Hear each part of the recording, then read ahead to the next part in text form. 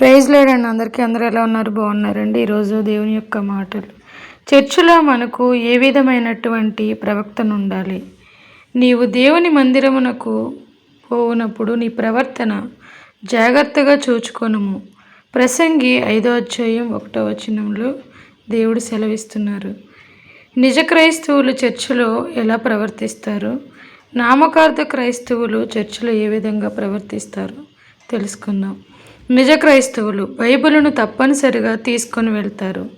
నామకార్థ క్రైస్తవులు బైబిల్ను సెల్ ఫోన్లో చూసుకుంటారు, బైబిల్ను తీసుకొని వెళ్ళరు. నిజ క్రైస్తవులు తమ ప్రవర్తనను జాగ్రత్తగా చూసుకుంటారు. నామకార్థ క్రైస్తవులు తమ ప్రవర్తన విషయంలో అజాగ్రత్తగా ఉంటారు.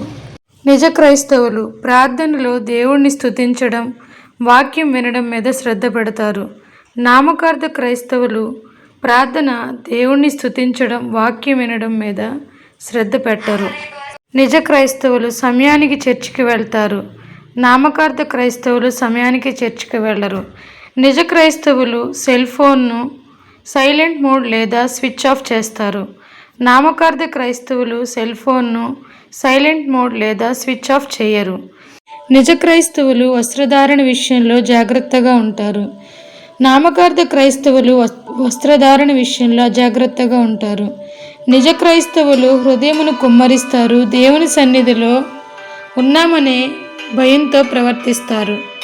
నామకార్థ క్రైస్తవులు హృదయమును కుమ్మరించరు, దేవుని సన్నిధిలో ఉన్నామనే భయంతో ప్రవర్తించరు. దేవుడి పరిశుద్ధ మాటలు మన వినికిడిలో దీవించునుగాక. ఆమేన్.